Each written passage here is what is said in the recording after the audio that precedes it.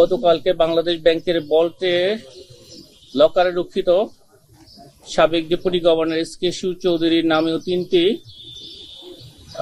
Box তল্লাশি শেষে বেশ কিছু জিনিসপত্র, টাকা পয়সা জব্দ করা হয়েছে।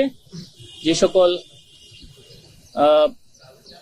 অর্থ এবং জিনিসপত্র জব্দকালে পাওয়া গেছে তার একটি বিবরণ এরকম: ইউরো পাওয়া গেছে 55,000, মার্কিন ডলার পাওয়া গেছে 1,69,300, এফডিআর 70 লক্ষ টাকা এবং স্বর্ণের গহনা 1005.4 গ্রাম।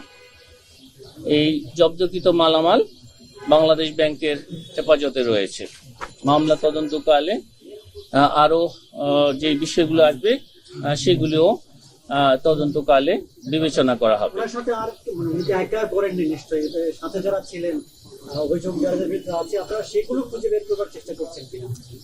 আমরা এটা বলেছি, এটা জনাব এস.কে শিবের সম্পদ সংক্রান্ত বিষয়ে রুজুকৃত মামলা সংক্রান্তে এই অভিযান পরিচালনা করা হয়েছে। এই অভিযানে তদন্তকালে যদি আরো কারো সম্পৃক্ততা পাওয়া যায়, নিশ্চয়ই তদন্তকারী দল সে বিষয়গুলো বিবেচনা করবেন। একটা কথা সময় গেছে, ছড়াচ্ছে, সেটা হচ্ছে যে রেজার্ভ চুরির সময় সাবেক গভর্নর আতিউর রহমান সাহেবের বিষয়ে দুটো একটা পদক্ষেপ নিচ্ছে, এরকম কোনো আপনাদের আছে কিনা? সেই সময় আরো যারা আছে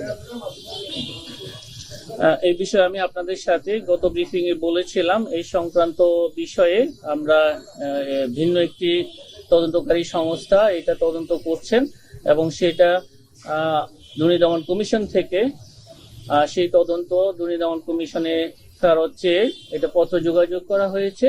সেটি আসলে তখন আমরা এই বিষয়ে দুর্নীতি দমন কমিশনের সংশ্লিষ্ট তদন্তকারী দল এই বিষয়গুলো বিবেচনা করবেন।